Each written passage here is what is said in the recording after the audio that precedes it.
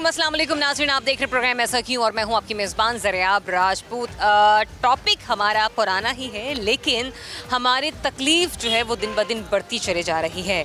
हम बात कर रहे हैं रोज़ ब रोज़ बढ़ती हुई महंगाई के हवाले से कि जिसने आटे को और चीनी को आवाम की पहुंच से दूर कर दिया है। हत्ता के मामलात ऐसे हो चुके हैं कि अब एक आम आदमी के लिए आटे की बोरी तो क्या, किलो आटा ख़रीदना भी मुश्किल हो चुका है। सोचिए, जब आपको आटा 160 रुपये में, 165 रुपये में दस्तयाब हो और चीनी आपको 155 रुपये किलो में मैसर हो, तो एक आम आदमी की ज़िंदगी पर, उसके किचन के बजट पर किस हद तक बोझ पड़ रहा है।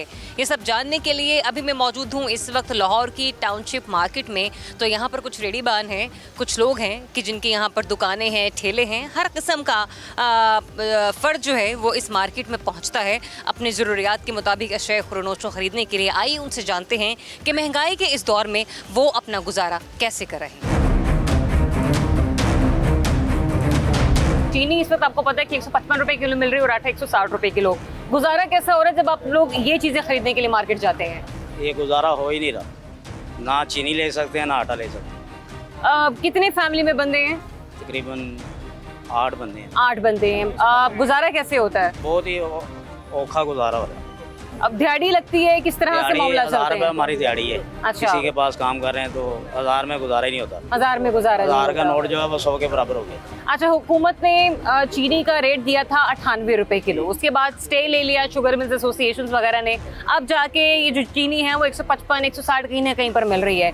स्टे पर होने की वजह से, अदालत से स्टे लेने के बावजूद, मुझे ये बताया कि आम आदमी की जेब पे कितना असर पड़ता है? काफ़ी असर पड़ता है। गरीब बंदा तो चीनी ले ही नहीं सकता। लोगों ने चाय पीनी छोड़ दी है। आगे हम इधर चाय पीते थे, 100-200 की चाय पीते थे, वो भी छोड़ दी हमने। यहाँ पर भी चाय। और आटे का के हिसाब से अगर बात की जाए, 170 और 180 रुपये तक मिल रहा है। ऐसा ही है जी। और बहुत मुश्किल है लेना आटा। आगे थोड़ा लेते थे, अब 1 किलो लेते हैं। 1 किलो लेते हैं। और वहाँ पर भी फैमिली जो है वो अलग परेशानी और अज़ियत में होती है। चाचा जी, चीनी 155, 160 रुपए किलो और आटा 160 रुपए किलो, क्या कहेंगे इसके ऊपर? गुजारा कैसे हो रहा है? गुजारा है, ये हुकूमतों में बैठे हैं, ये असम्बली हाल के अंदर हमारे अवाम के पैसे से बड़े आला खाने खा रहे हैं। गरीब अवाम जाके देखो देहातों में, ये शहरों के अंदर गलियों में बढ़ के कि गरीब अवाम भूखी कैसे मर रही।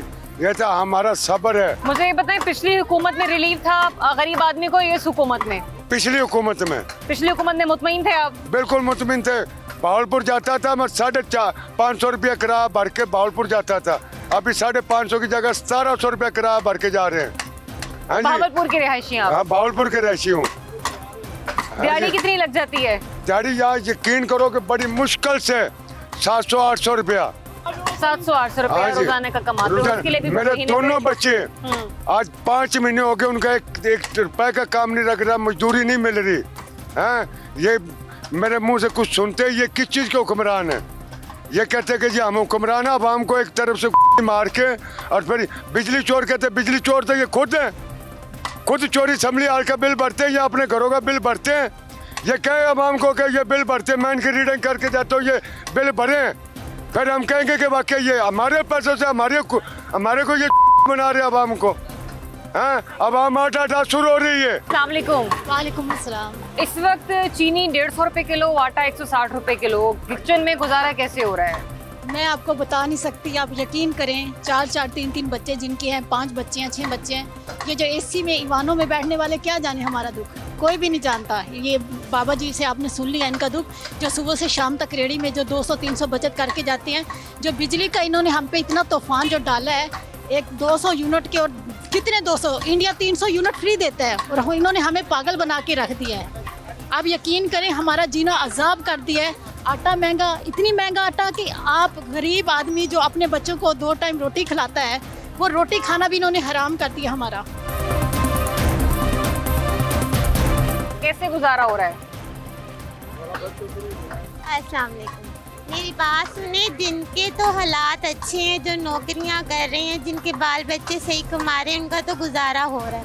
और जो बाहर मजदूर हैं, जिन्हें रोज़ी मिलती नहीं है, वो इस कदर परेशान है कि वो हुक्मरानों को दे रहे हैं कि किसी तरह गर्क हो जाए। जब हमारे बच्चे मर रहे हैं भूखे प्यासे, हमारा रोज़गार नहीं है, ना महंगाई की वजह से ना लोग काम करवाते हैं और ना ही मजदूरों को रोज़ी मिलती है। मतलब ये बताएं, पिछली हुकूमत में चीज़ें ठीक थी, आसान थी आप लोगों के लिए? इस हुकूमत ने कुछ आसानियाँ दी?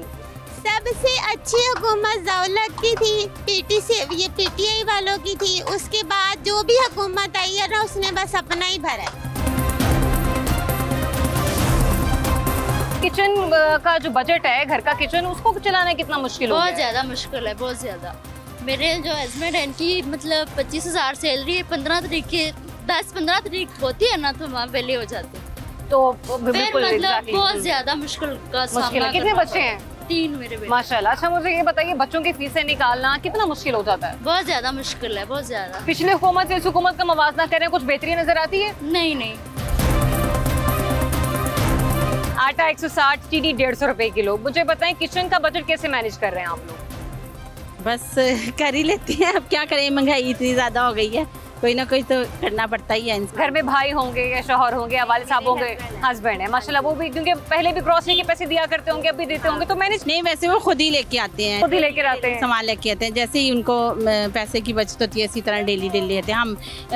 महीने का गट्ठा नहीं लेते। महीने का गठन, लेकिन पहले ही डेली बेसिस पे खरीदना और अभी, क्योंकि फर्क तो पता चल जाता है घर की खबर। बहुत महंगा हुआ है, बहुत ज़्यादा। पहले जो चीज़ 50 की मिलती थी, अब वो 100 की हुई है, डबल रेट हुए हैं, बहुत ज़्यादा महंगी हुई। लगता है आपको कि पिछली हुकूमत में रिलीफ था किसी हद तक? ये नवाशी और शबाशी ने तो अजाब खड़ा किया हुआ है, अल्लाह इनको पूछेगा। गरीबों के ने इतना जलील किया हुआ है ना, हर चीज़ पे उन्होंने आग लगाई हुई है। सब्जियां वो इतनी महंगी हो गई हैं, ये देखें ना ज़रा, मैंने ये इधर से टमाटर ये लिए हैं, बैंगन और ये चीज़ें ली हैं, ये 150-200 रुपये किलो, जहाँ पे ये 30-40 रुपये थी, और ये आसमानों में पहुँच गई। मतलब अब सब्जी भी पकाना लोगों के लिए बहुत मुश्किल हो चुका है। गोश्त तो फिर बहुत दूर की बात है। गोश्त तो वो तो अल्लाह ही पूछेगा उसको, तो इसको तो किसी ने वोट नहीं देना। चीनी जो है वो महंगे दामों बेची जा रही थी, वो तमाम यकीन दहानियाँ करवाने के बावजूद, जो कि एसोसिएशन की जानिब से हुकूमत को की गई थी। हर साल ऐसा क्यों होता है कि आवाम की ज़रूरियात को बाद में मलहूज़े खातिर रखा जाता है, जबकि इसके बरक्स चीनी एक्सपोर्ट भी की जाती है और फिर इसी आवाम को वो चीनी महंगे दामों मैसर होती है। तो इसी पर बात करने के लिए हमारे साथ मौजूद है सुनो न्यूज़ के नुमाइंदे लुकमान साहब। उनसे ज़रा बात कर लेते हैं कि आखिर ये मामला है क्या? यकीन दहानियाँ करवाई गई, ये भी कहा गया कि चीनी वाफर मिकदार में मौजूद है, एक्सपोर्ट भी हो गई, लेकिन फिर भी आवाम जो है वो महंगी चीनी खरीद रही है। लुकमान साहब, अच्छा, जब ये शुरू हुआ क्रशिंग सीजन तो एक तस्वर था कि 82 लाख टन जो चीनी पैदा होगी, लेकिन ओवर द टाइम ये पता चला कि ये सिर्फ 68 लाख टन चीनी पैदा होगी और हमारी ज़रूरत जो थी 64 लाख थी। 4 लाख का फ़र्क था जो सरप्लस थी। लेकिन जब चीज़ें बदलनी शुरू हुई, जब वक्त गुजरा, तो पता चला कि ये कम है। और वजह क्या थी कि इनमें से बहुत सारी होल्डिंग में चली गई, बहुत सारा जो है स्मगल होना शुरू हो गया। साफ ज़ाहिर है, एक बाहर एक ओशन हो हाई प्राइस का और आपके पास जजीरा हो जो कम प्राइस का, तो नेचुरली जो कमोडिटी मूव तो उस तरफ करेगी जहाँ ज़्यादा कीमत होगी। अफ़गानिस्तान और जगह जहाँ पे जब खाद जाती स्मगल होती थी, साथ चीनी की बोरियाँ भी स्मगल हो रही थी। हत्ता कि सम टाइम ईरान में भी ये होता रहा। तो वो कमोडिटी जो कि आपकी अपनी पैदा की हुई थी, आपके इतनी इस वक्त कमाद की फसल बहुत अच्छी थी, लेकिन इसके बावजूद आप अभी भी ज़लीलो ख़ार हो रहे हैं। हुकूमत ने इसकी कीमत जो थी शुरू में 90 रुपये मुकर्रर की, लेकिन 90 जो था वो भी न चला। आखिरकार ये कीमतें बढ़ती गई। एक वक्त आया जब ये अप्रैल में हुकूमत ने इसकी फेडरल गवर्नमेंट ने हुकूमत जो ने उसने फैसला किया कि इसकी कीमत 98 रुपये होगी। फिर इसकी पूरी कास्टिंग कराई गई, चार्टर्ड अकाउंटेंट ने कास्टिंग की, मुख्तलिफ कंपनियों ने कास्टिंग की कि इसको कितने में पड़ता है। 98 जो था वो उसका एक रेट मुकर्रर हुआ क्या कि जो ही रेट मुकर्रर हुआ वो अदालत में चले गए, उस पर एग्जीक्यूट ही नहीं हो सका। अब सितंबर तक वो स्टे है, बिल्कुल ऐसा ही है। अब सूरत हाल क्या है कि स्टे तो वो सितंबर तक है, लेकिन इस वक्त तक आवाम की जान निकल चुकी है। हमारी हुकूमत यूटिलिटी स्टोर्स के जरिए आवाम को आटे और चीनी पर सब्सिडी देने की बातें तो करती है, लेकिन अगर आटे के हवाले से देखा जाए तो यूटिलिटी स्टोर्स पर 4 का रोज़ आटा गायब रहता है, जबकि चीनी गुज़िश्ता 2 माह से फ़रोख्त ही नहीं हो पा रही और चीनी माफिया ने अपनी मनमानी कीमतें मुकर्रर कर रखी हैं। ऐसे में ख़रीदार किस परेशानी में मुब्तला हैं, उनके को खरीदारी करने में किस हद तक दुश्वारियों का सामना है, आइए उन्हीं से जानते हैं। चीनी लगती नहीं पी, माड़े बंदे हैं कितों लवी, आटे आ लेना से लग के आटा लेंदे पे की करिए, बच्चे छोटे छोटे गुजारा औखा। हुकूमत कुछ नहीं कर सकती, उन्होंने आपदे पेट नहीं भरिंदे ना सानू गरीबां नू की देना। बहुत मुश्किल से इन्हें गुजारा हो रहा है आजकल। और जिस तरह आपके सामने ये लाइन लगी, अभी हम नमाज़ पढ़ के आए हैं तो यहाँ पे खड़े होंगे हम, क्योंकि महंगाई का जो हालात हैं, तो आटा कभी मिलता है यहाँ पे, कभी नहीं मिलता। तो यूँ ही बस मिल जाए तो ठीक है, ना मिले तो फिर 2 से 3 दफ़ा हो गया चीनी नहीं आई है। बाहर से देखें तो 160 रुपये तक तकरीबन है। ये आटा मुश्किल से मिल रहा है, 2 हफ्ते हो गए, 3 हफ्ते के बाद मिल रहा है, तो वो भी इतनी महंगाई है कि बहुत ज़्यादा। जहाँ से हमारा मुल्क शुरू हुआ था ना, वहीं पे आके खड़ा हो गया। पहले भी हमें कतारों में मिलते थे, ट्रिपों से लेते थे चीनी, आटा, घी सब उधर से मिलता था।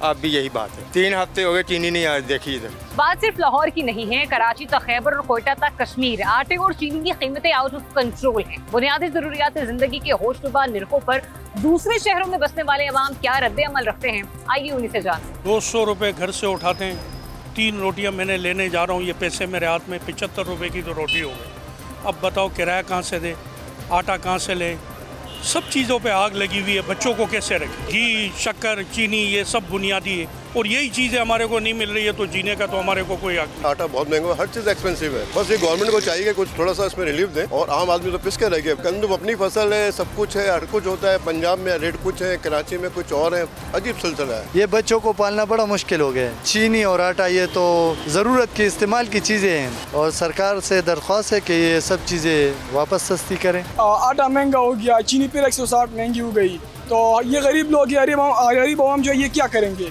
आखिर ये कहाँ जाएंगे? या अगर आपको 10 रुपये 20 रुपये की रिलीफ नहीं मिलता तो ऐसे मुल्क में हम क्या करेंगे आखिर? अभी चीनी 160 रुपये तक पहुँच गई।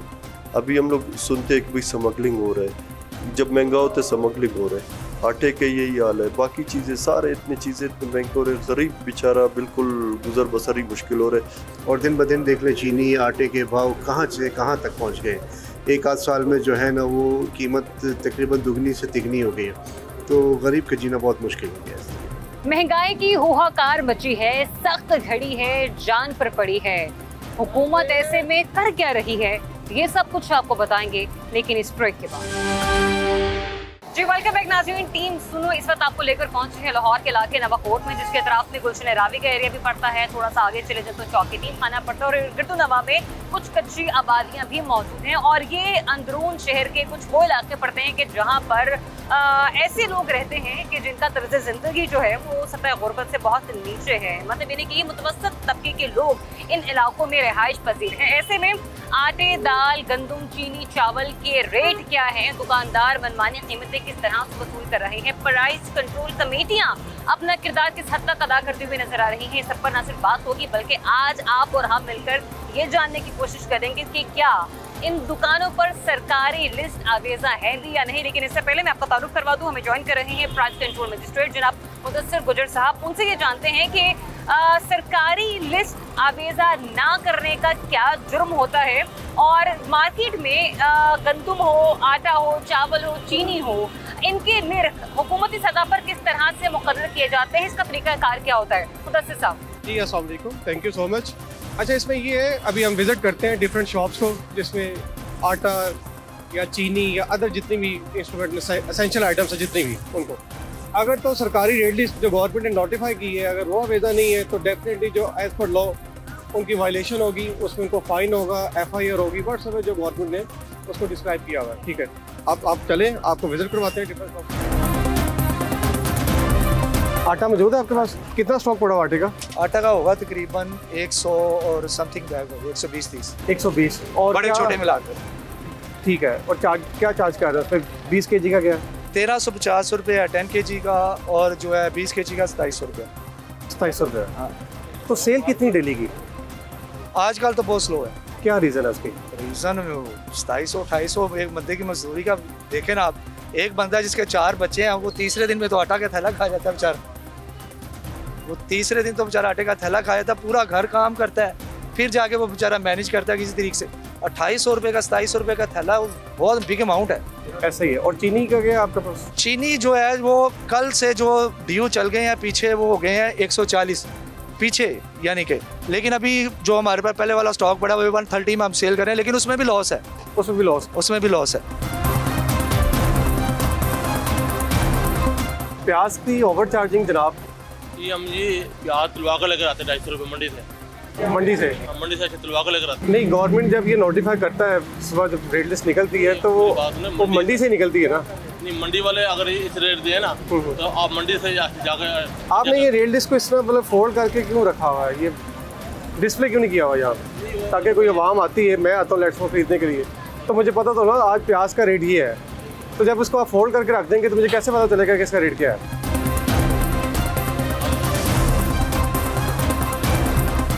इतनी दूर मुझे कैसे पता चलेगा। इसको गत्ते के साथ यहाँ पे लगाए, ठीक हो गया। और जो प्याज आप ओवर चार्ज कर रहे हैं, ये पता क्या, हम खुद ये 50 रुपए किलो मंडी से अच्छे तुलवा कर लेकर आते हैं।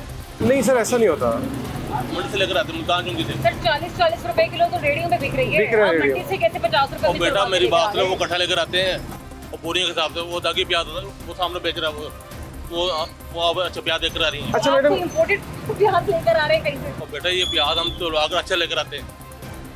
ये तुलवाने का और बोली में लेकर आने का मतलब क्या मामला है? ये मंडी से थोक होता है, ये कट्ठा लेकर आते हैं। देखिए मैडम, ये मार्केट कमेटियाँ बनी हैं जी, इसमें मार्केट कमेटी के सिग्नेचर होते हैं, मुल्तान रोड के, कोट लखपत के, मार्केट कमेटी लाहौर के, सिंहपुरा के, कि जब कोई चीज़ वहाँ से मार्केट आप लेके मंडी से लेने जाते हैं ना, तो ये बता रहे हैं कि इस रेट पे उन्होंने आपको सेल आउट करना है। ये रेट लिस्ट जरा आप लोग जरा क्लोजली इसको देखिएगा, ये रेट लिस्ट यहाँ पे लगाए गए हैं। अच्छा, यहाँ पे लोगों के लिए भी एक सवाल ये निशान है कि जो लोग यहाँ पर खरीदारी के लिए आते हैं, हमारी माएँ हैं, बहनें हैं, कुछ बुजुर्ग हैं जो नौकरी पर नहीं जाते या कुछ पेशा नहीं अपनाते, तो वो भी घर के सामान के लिए खरीदारी के लिए बाहर निकलते हैं। खुदारा जब भी आप लोग शॉपिंग के लिए आए, अगर तो रेट लिस्ट आवेजा नहीं की गई तो सवाल ज़रूर कीजिए, और अगर आवेजा की गई है तो ये ज़रूर चेक कीजिए कि आपको जो यहाँ पर प्याज दी जा रही है, टमाटर बेचे जा रहे हैं, अदरक लहसुन बेचा जा रहा है, वो 2-3 रुपए ऊपर नीचे है या फिर बाकी 10-15 रुपए का मुनाफा रखा जा रहा है, क्योंकि फिर आप हुकूमत को क्वेश्चन नहीं कर सकते कि हुकूमत जो है वो चीज़ महंगी बेच रही है। अब इसमें देखते हैं दो ऑप्शन है, या तो FIR के ऑप्शन है या फाइन किया है, आप देख लें, क्योंकि वायलेशन है आपकी। जो परचेजिंग होती है मंडी से होती है, हम मंडी से होते हैं ना, जो भी होती है ये हमें मिलता है वहाँ से 250 रुपये किलो। बाकी चीज़ें मंडी के रेट के अकॉर्डिंग मिली है आपको? सिर्फ प्याज महंगा मिला आपको? नहीं, सब महंगी मिलती है, हर चीज़ महंगी मिलती है। तो चार्ज ओवर चार्जिंग तो आप सिर्फ प्याज पे कर रहे हैं? ओवर चार्जिंग नहीं कर, सिर्फ हम देखिए 5-10 का हो ना, अब 2-3 का डिफरेंस है, 45 की जगह 50 लगा दिया। इसमें है डिफरेंस है, लेकिन हम किलो के पीछे 10 रुपये मार्जिन होता है, जिसमें हमारा एक्सपेंस भी होता है और सब कुछ होता है, हमारा दुकान का भी अच्छा रेंट होता है। अच्छा मेरी बात सुनिए, आप सही कह रहे हैं, आप जो कह रहे हैं आप बेहतर कह रहे हैं, इसमें जो रेट लगता है कौन से रेट है ना 70, आप 75 का क्यों बेचते हैं? क्योंकि इसके अंदर आपका जो 5 है ना, वो आपके एक्सपेंस, बजट, बट्स अगर जो भी हो सब चीज़ें छापे में हमें मिलता नहीं, मंडी से नहीं मिलता, आप जाकर मंडी चेक करें। चले मैं इनको माइनर सा फाइन कर देता हूँ ताकि नेक्स्ट टाइम ये जो ना हो। सर मुझे ये बताइए कि फाइन मिनिमम और मैक्सिमम कितना हो जाता है? मैक्सिमम तो 1 लाख तक भी कर सकते हैं, मिनिमम 1000 से ऑनवर्ड जितना आप डिपेंड करता है। एक तो हम देखते हैं कि शॉप है उसका एग्जैक्टली कोई डिपार्टमेंटल स्टोर है तो उसके अकॉर्डिंग होगा, एग्जैक्टली उसके अकॉर्डिंग। अगर FIR वगैरह भी होती है तो उसमें कानूनी चार्ज कितनी लंबी हो जाती है? उसमें डिपेंड करता है, पुलिस भी जाहिर है कि वो चालान भेज देती है, फिर कोर्ट जाके फिर अपनी जमानत करवाते हैं, जो कोर्ट का प्रोसीजर है फिर उसके अकॉर्डिंग चलते हैं। हाँ जी, अभी ओवर चार्जिंग पर यहाँ पर फाइन होने लगे। हमारी तो यही कोशिश होती है कि लोगों को फाइन ना हो, मिनिमम या मैक्सिमम, लेकिन मैंने कहा ना कि कुछ खुद भी इंसान को अपने माइनर समय कर देखना होगा। मोहम्मद शरीफ साहब के नाम की ये फाइन वाली पर्ची जो है वो बनाई गई है, 2000 रुपये इस पर जुर्माना लिखा गया है।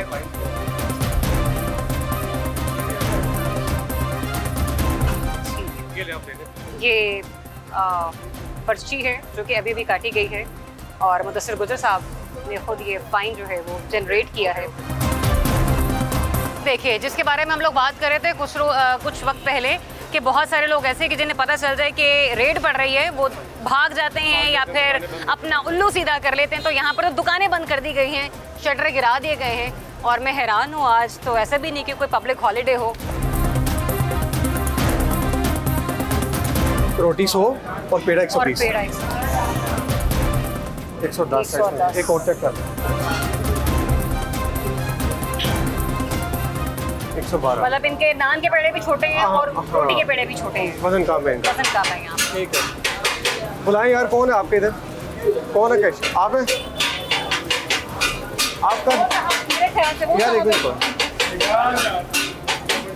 आपका नान रोटी दोनों का वजन कम है। वजन क्यों कम दे रहे हैं आप? जब हमने प्राइसेस में आपको चेक नहीं कर, नहीं मेरी बात सुनो, जब गवर्नमेंट आपको प्राइसेस पे चेक नहीं कर रही कि आपका इशू चल रहा है प्राइसेस का, लेकिन वजन क्यों आप कम दे रहे हैं लोगों को, ये बताएं।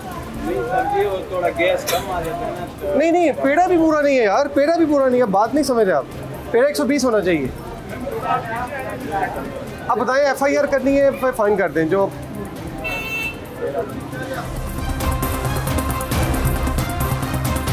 अच्छा, अब सिचुएशन कुछ ऐसी है कि मैं खुद ये सोच रही हूँ कि कोई भी ग्राहक घर में वेट मशीन तो हर वक्त लेकर नहीं बैठा होता और यहाँ पर नहीं पहुँचता। ऐसे में दुकानदारों को खुद इस बात का ख्याल होना चाहिए कि वैसे ही बहुत ज़्यादा महंगाई है, लोगों की क़ुव्वत ख़रीद ख़त्म होती चली जा रही है, और अगर थकी हारी हालत में किसी का दिल, ये किसी के घर मेहमान आ जाते हैं और वो जाके नान या रोटी मंगवा लेता है, खमीरी रोटी, उसका भी वज़न कम होगा। तो मेरे ख्याल से क्वेश्चन मार्क उन किरदार पर है, उस ज़मीर पर है, जिस पे लोगों को खुद अपने गिरबान में जानकर देखना चाहिए। ये सोचना चाहिए कि वज़न एक ऐसी चीज़ है जिस पे कौमों के ऊपर अजाब नाजिल हुआ होगा। अजाब इसी वजह से नाजिल हुआ है, जब आप बेईमानी करते हैं या बदअंती करते हैं तो इनको एटलीस्ट अगर हम प्राइसेस के ऊपर इनको नहीं कुछ का एक्शन ले रहे तो वेट इनको पूरा देना, वेट इनको पूरा लेना चाहिए। तो भाई ये जो वेट आपने आवाम का निकाला था, ज़रा इसको पे भी कर दें अब फौरी तौर पे। ये बिल्कुल वार्निंग के तौर पर एक फ़ाइन किया, अभी प्रॉपर आपको ये समझ लेकर नेक्स्ट अगर ऐसा हुआ तो स्ट्रिक्ट एक्शन होगा।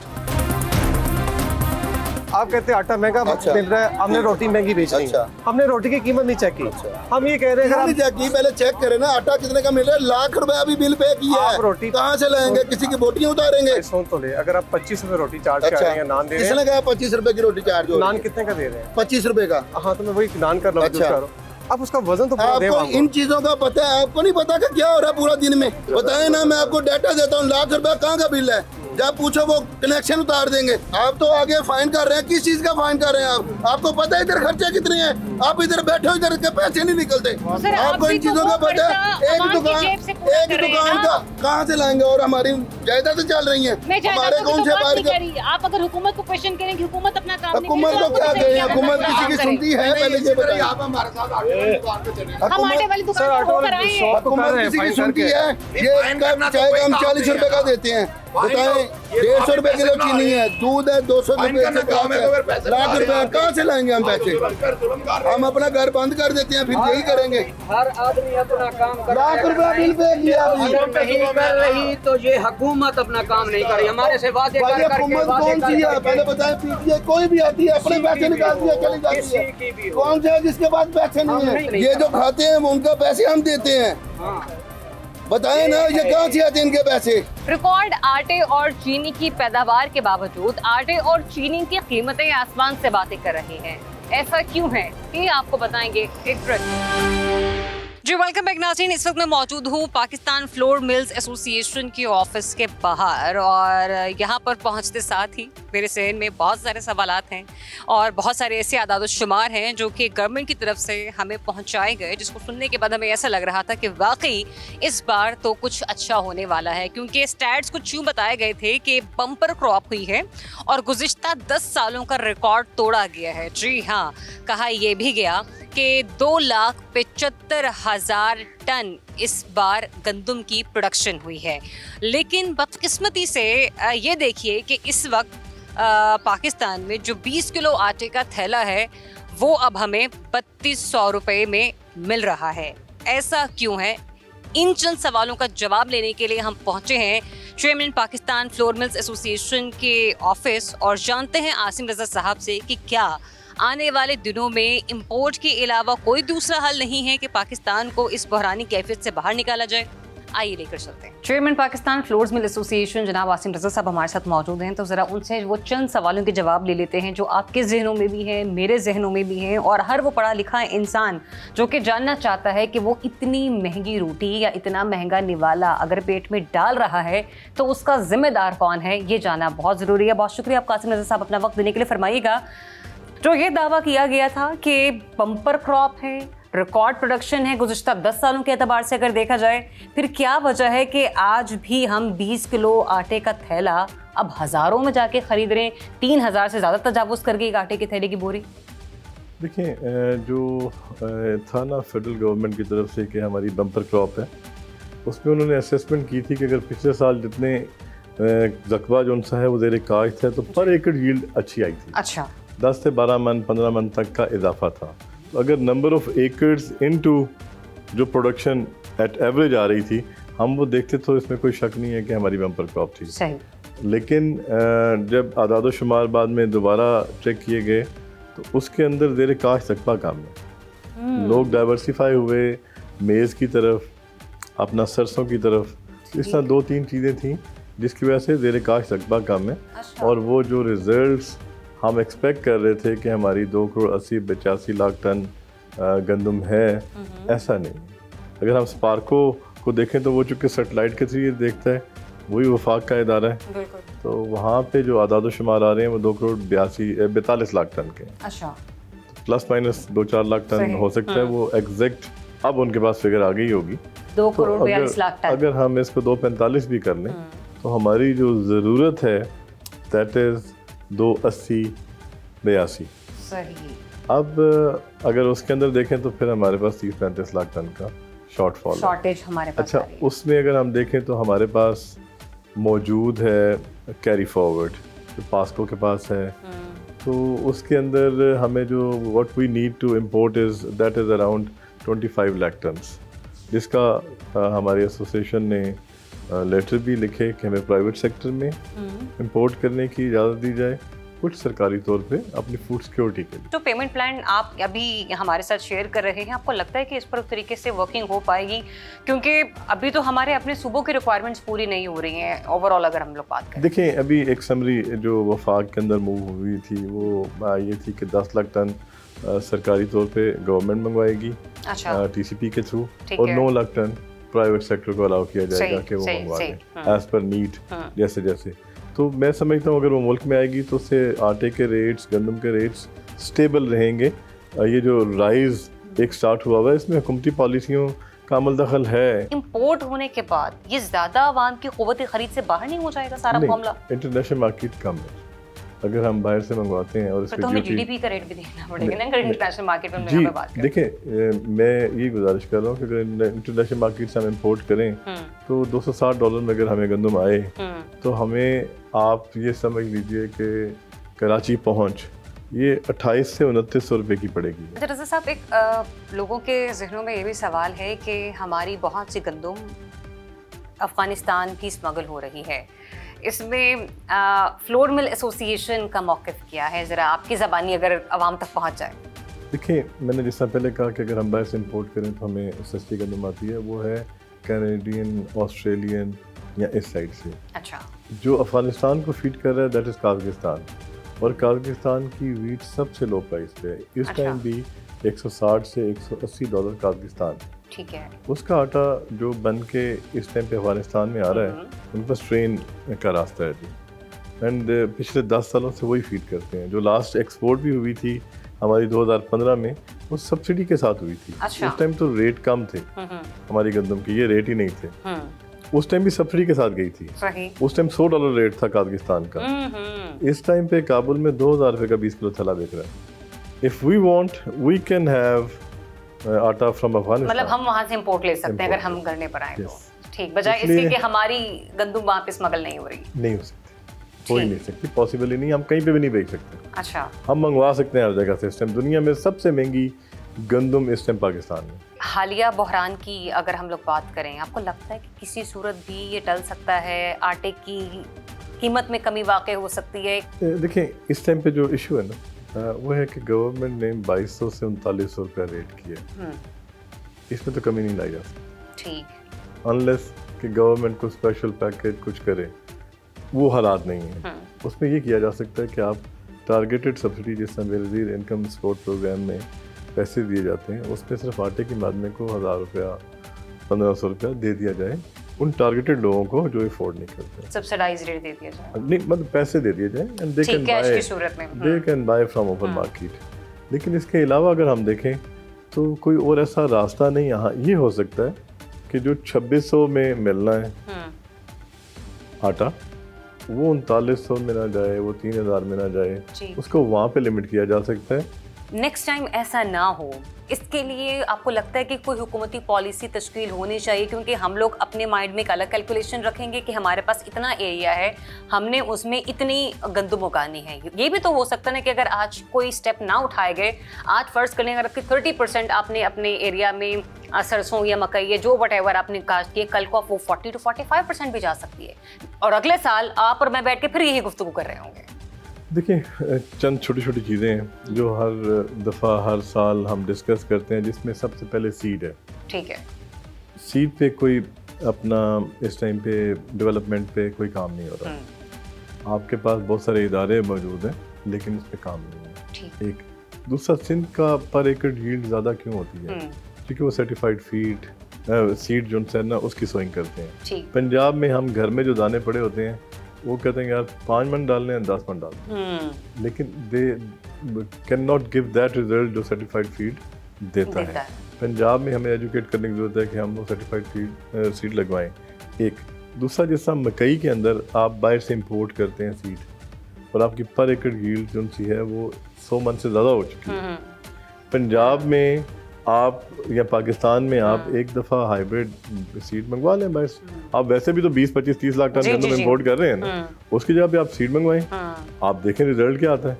आप एक्सपोर्ट की पोजीशन में चले जाएंगे, पैसे उतने ही लगेंगे लेकिन आप एक्सपोर्ट की सूरत में चले जाएंगे। जब तक आप अपना सीड डेवलप नहीं करते तब तक आप ये अमाउंट जो आप वीट के इंपोर्ट में लगाते हैं वो सीड की इंपोर्ट में लगाएं, लोगों को दें और उसका रिजल्ट लें। Thank you so much Asif साहब आपकी गुफ्तगू का। चीनी माफिया हर दौर में सरकार पर इंतहाई हावी रहा है, लेकिन उसका नुकसान एक आम आदमी पर सबसे ज्यादा होता है। जहां पर सरकार हमें बेबस नजर आती है, वहीं पर हमें गरीब चक्की में पिसता हुआ नजर आता है। ऐसे में होता क्या है कि चीनी हो या आटा हो, ये आवाम की पहुंच से बहुत दूर हो जाते हैं। लेकिन बिलखुसूस चीनी के मामले पर बात करने के लिए हमने राब्ता किया Punjab sugar mills dealers association के रहनुमा जनाब माजिद मलिक साहब से। आइए उनसे जानते हैं कि आखिर इतनी चीनी थी तो गई कहाँ। तो senior executive member Punjab sugar dealers association जनाब माजिद मलिक साहब हमारे साथ मौजूद हैं। उनसे जान लेते हैं कि कुछ ज़राए से ये दावा आ रहा था, कहीं पर खबरें गर्दिश कर रही हैं कि इस वक्त 1 मिलियन टन से ज़ायद चीनी मार्केट में मौजूद है। दूसरी तरफ हम ये भी देखते हैं कि एक ही हफ्ते के दौरान 21 रुपये का इजाफा होता है और अगर हम रिटेल शॉप पर जाकर देखें तो वहाँ पर आपको चीनी 160 रुपये में दस्तयाब है। माजिद मलिक साहब, जब एक तरफ खबरें ये हैं कि मार्केट में ऑलरेडी चीनी इतनी बड़ी मकदार में मौजूद है, दूसरी तरफ हम ये भी देखते हैं कि फौरी तौर पर इजाफा कर दिया जाता है कीमतों में, तो ये दोनों में गलती कहाँ पर हो रही है? देखिए, चीनी की प्राइस लगभग आप समझ लीजिए कि रिटेल में चल रही थी 120 रुपये जी। आज से महीना पहले। ये अभी रिसेंटली 1 माह में बढ़ी है क्योंकि गवर्नमेंट ने अच्छी तरह कंट्रोल किया हुआ था, लेकिन रिसेंटली के महीने से 1 महीने से शुगर स्मगलिंग में अफगानिस्तान बड़ी स्पीडली जाना शुरू हो गई। अच्छा। इस स्मगलिंग की वजह से आप ये समझ लीजिए कि ये जो रेट बढ़े हैं, हमारी इस दफ़ा प्रोडक्शन हुई है 66.5 लाख टन। 66.5 लाख टन हमारी प्रोडक्शन हुई है। अपना 60 लाख टन हमारी एक्चुअल कंजप्शन है जो हमारी मुल्क की ज़रूरत है। 2.5 लाख टन गवर्नमेंट ने इस दफ़ा एक्सपोर्ट की इजाज़त दी थी।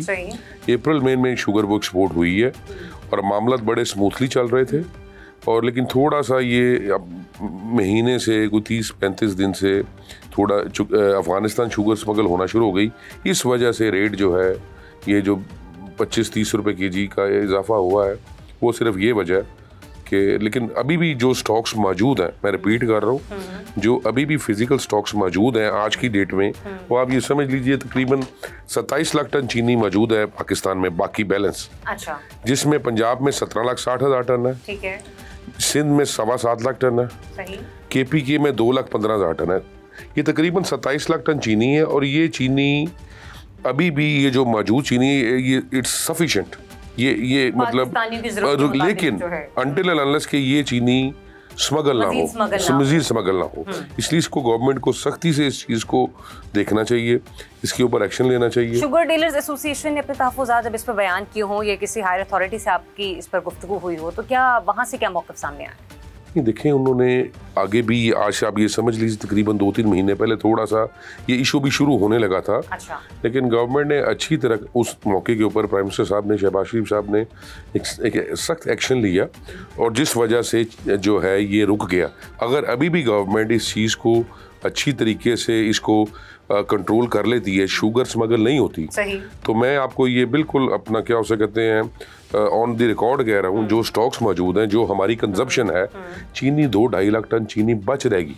20 नवंबर को जब क्रशिंग सीजन हम स्टार्ट करेंगे तो 2.5 से 3 लाख टन शुगर बच रहेगी, ऑलरेडी रिजर्व में मौजूद होगी हमारे पास। ये भी खबर सामने आ रही है कि शुगर मिल्स एसोसिएशन जो हैं वो चीनी एक्सपोर्ट करने का भी मुतालबा करें हुकूमत से। मुमकिन हो पाएगा ऐसा?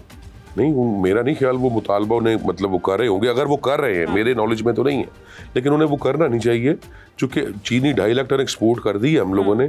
और मैं समझता हूँ कि जब मिलें चलेंगी 20 नवंबर को, तो हमारे पास 2.5 lakh ton 3 lakh ton carry over stock मौजूद होना चाहिए। शुगर मिल्स एसोसिएशन अपनी मनमानी कीमत पर चीनी के थैले आगे दे रहे हैं, ठीक है। फिर वहाँ पर हम ये देखते हैं कि जो रिटेलर शॉप्स हैं या होलसेल्स हैं वो अपनी मर्जी के मुताबिक बेचते हैं। अगर कोई मुसीबत में इस वक्त है तो वो आवाम है जो उसको 2 किलो चीनी 1 किलो चीनी भी मुश्किल से मैसर हो रही है। देखिए, मैं आपको बताऊं, गवर्नमेंट को कोई भी पॉलिसी सब स्टेक होल्डर्स को मिल बैठ के उनको इत्मीनान में लेके बनाना चाहिए। स्टेक होल्डर्स कौन है? जिम्मेदार किसान number 1, sugar millers, dealers, wholesalers and retailers. सबको जब तक ये गवर्नमेंट सबको बिठा के, सब स्टेक होल्डर्स को बिठा के कोई पॉलिसी नहीं बनाती, तो फिर हमारे मुल्क में इस किस्म के बहरान आते रहते हैं। स्मगलिंग को फौरी तौर पर ना रोका गया तो आपको लगता है कि आने वाले दिनों में मजीद फिर प्राइसेस इंक्रीज हो जाएंगी? बिल्कुल जी, अगर स्मगलिंग नहीं रुकती तो फिर तो मतलब ऑब्वियसली अपना प्राइसेस बढ़ सकती हैं और भी बढ़ सकती हैं। मलिक साहब, अगर हम लोग स्मगलिंग को फौरी तौर पर ना रोक सके आने वाले दिनों में, तो आपको लगता है कि वो वक्त भी आ सकता है कि पाकिस्तान को चीनी इंपोर्ट करना पड़ सकती है? देखिए, चीनी इंपोर्ट की ज़रूरत इस सीज़न में तो नहीं पड़ सकती। अच्छा। लेकिन एक ज़हन में रखें, मैं थोड़ा सा मतलब अभी गवर्नमेंट को भी और ये बताना चाहता हूँ, फेडरल गवर्नमेंट को भी और पंजाब गवर्नमेंट को भी, कि नेक्स्ट सीज़न हमें चीनी इंपोर्ट करनी पड़ जाए। अच्छा। क्योंकि नेक्स्ट सीज़न जो क्रॉप है वो इस साल से भी कम है। हमारी मार्केटों में अशियाए खुरनोश की कीमतों पर सट्टेबाजी का बढ़ता रुझान और ज़ख़ीराअंदोज़ी से भरे गोदाम एक तबाहकुन अशारिया है। लेकिन बैड गवर्नेंस, इंतजामी नाअहली और कमज़ोर हुकूमत को भी किसी तौर पर नज़रअंदाज नहीं किया जा सकता। ज़रूरत इस वक्त ये है कि अशियाए खुरनोश की स्मगलिंग, ज़ख़ीराअंदोज़ी रोकने, कीमतें कंट्रोल करने और तवातुर से फराहमी मुमकिन बनाने के लिए मजबूत फ्रेमवर्क बनाया जाए। बदकिस्मती से अगर ऐसा ना हो तो खदशा है कि महंगे आटा चीनी के तरसाए हुए लोग मुनाफाखोरों के गोदामों का रुख कर लें या फिर सियासी अशराफिया का घेराव कर ले। फिर किसी का माल बचेगा न किसी की दस्तार। हमें ऐसे वक्त से डरना होगा। आपका बहुत शुक्रिया।